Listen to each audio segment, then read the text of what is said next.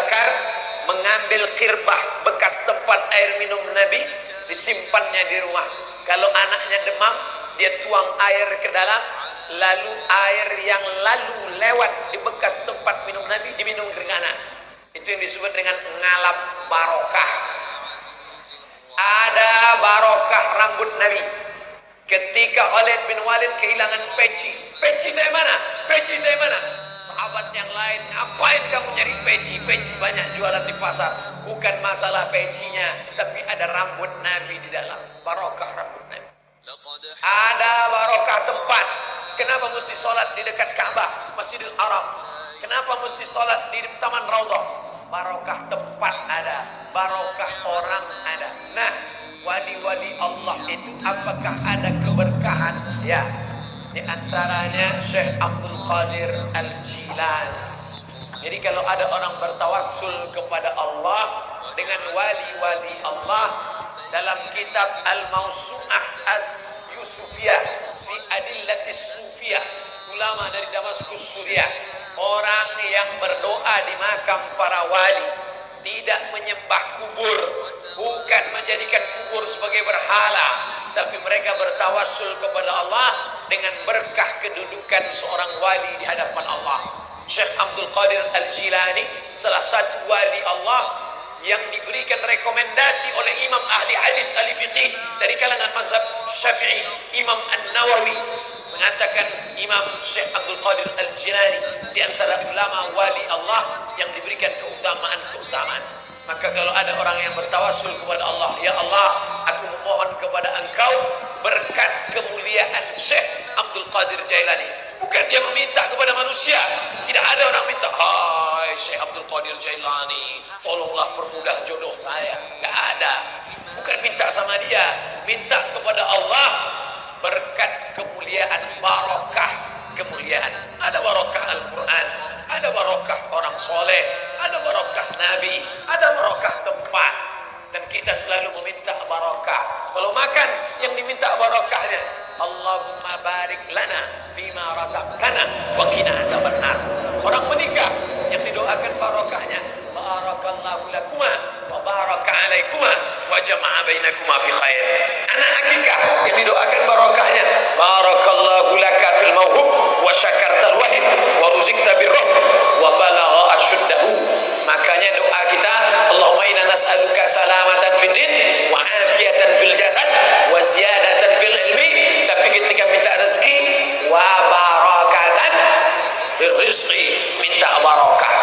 Jadi dalam istilah ngalap barokah, maka diajarkan apa kitab yang paling lengkap tentang ini Pak Ustaz? Ditulis oleh Syekh Abdullah bin Siddiq Al-Ghumari tentang berziarah ke makam para wali dan orang-orang soleh, bukan meminta kepada mereka, meminta kepada Allah dengan kedudukan mereka. Mudah-mudahan kita selalu mendapatkan berkah insyaallah. Amin. Ala hadhihi niyyah wa kulli niyatin salihah, kita bertabaruk meminta berkah dengan tawassul Al-Fatihah.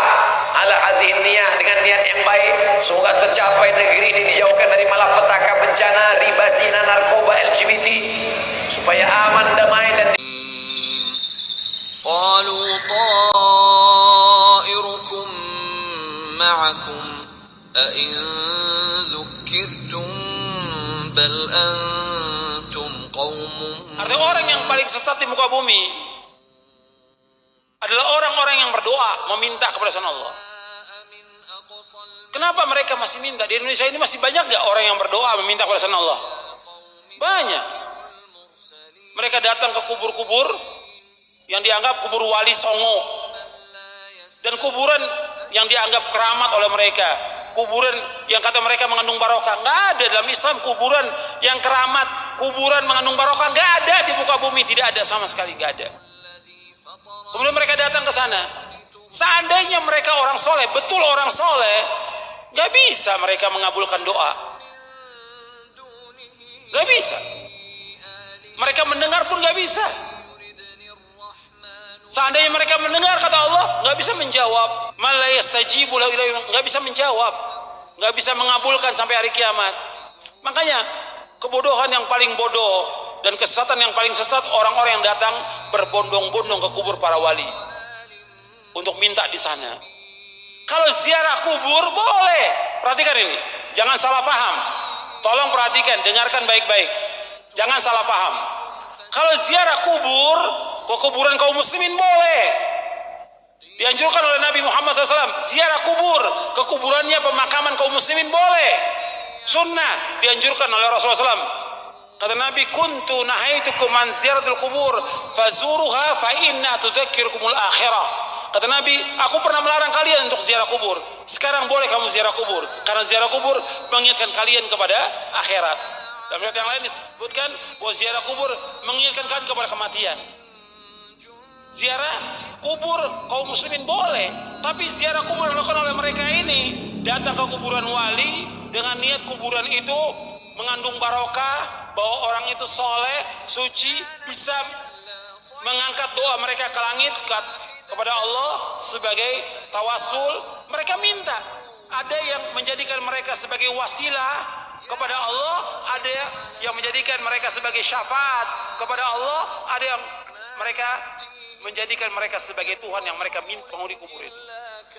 Ini kenyataan yang dilakukan oleh orang-orang yang ziarah kubur ke kuburannya para wali. Dan ini, Anda perhatikan kerusakannya luar biasa ya. Karena masalah akidah, masalah tauhid, mereka memalingkan ibadah kepada selain Allah yang Allah tidak redho selama-lamanya. Allah tidak redho selama-lamanya. Apabila Allah disekutukan dengan makhluknya, apakah dengan malaikat yang dekat atau dengan nabi yang diutus, Allah nggak redho. Maksudnya kalau ada orang yang berdoa meminta kepada malaikat Jibril, minta kesembuhan, minta rezeki, minta dimudahkan urusan, Allah nggak redho. Karena malaikat Jibril nggak bisa mengabulkan doa. Atau kepada nabi yang diutus, orang datang ke kuburannya Nabi Muhammad SAW supaya dimudahkan rezekinya, supaya dimudahkan jodohnya, supaya dagangannya laris, supaya segala macam, Allah nggak redho, nggak redho. Kenapa? Doa itu wajib dipanjatkan dan hanya ditujukan kepada Allah saja, tidak kepada yang lain. Allah nggak redho. Hatta kepada orang yang paling soleh, Nabi Muhammad SAW, orang datang kepada kuburan beliau minta, Allah nggak redho. Makanya nggak ada seorang sahabat pun yang datang ke kuburan Nabi untuk minta sesuatu. Tidak ada. Tidak ada seorang sahabat pun radhiyallahu anhum ajmain yang datang ke kuburan Nabi untuk minta sesuatu. Tidak ada sama sekali. Mereka berdoa langsung kepada Allah. Begitu juga setelah wafatnya Khulafaur Rasyidin, nggak ada orang datang. Tapi belakangan di abad kedua, ketiga mulai, siapa yang melakukan pertama kali penyembahan kepada kubur yang dikeramatkan? Syiah pertama kali, laknatullah alaihim, yang menyesatkan kaum muslimin.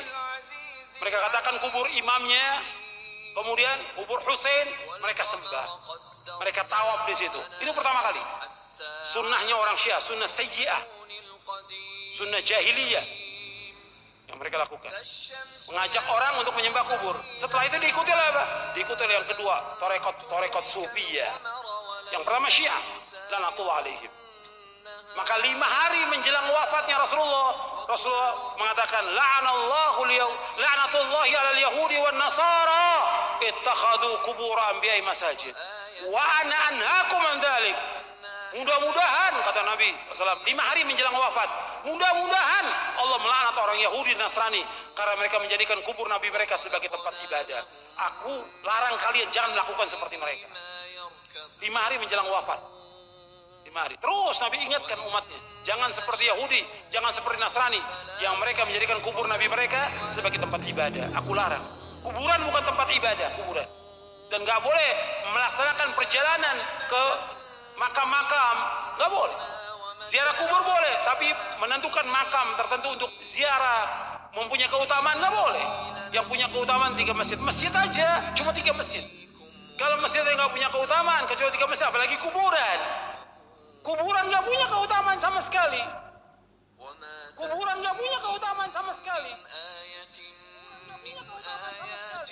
بهم إلا كانوا عنها معرضين وإذا قيل لهم أنفقوا مما رزقكم الله قال الذين كفروا للذين آمنوا أنطعم من لو يشاء الله أطعمه إن أنتم إلا في ضلال مبين ويقولون متى هذا الوعد إن كنتم صادقين ما ينظرون إلا صيحة واحدة تأخذهم وهم يخصمون فلا يستطيعون توصية ولا إلى أهلهم يرجعون ونفخ في الصور فإذا هم من الأجداث إلى ربهم ينسلون قالوا يا ويلنا من بعثنا من مرقدنا هذا ما وعد الرحمن وصدق المرسلون إن كانت إلا صيحة واحدة فإذا هم جميع لدينا محضرون فاليوم لا تظلم نفس شيئا ولا تجزون إلا ما كنتم تعملون إن أصحاب الجنة اليوم في شغل فاكهون هم وأزواجهم في ظلال على الأرائك متكئون لهم فيها فاكهة ولهم ما يدعون سلام قولا من رب رحيم وامتازوا اليوم أيها المجرمون ألم أعهد إليكم يا بني آدم ألا تعبدوا الشيطان إنه لكم عدو مبين وأن اعبدوني هذا صراط مستقيم ولقد أضل منكم جبلا كثيرا أفلم تكونوا تعقلون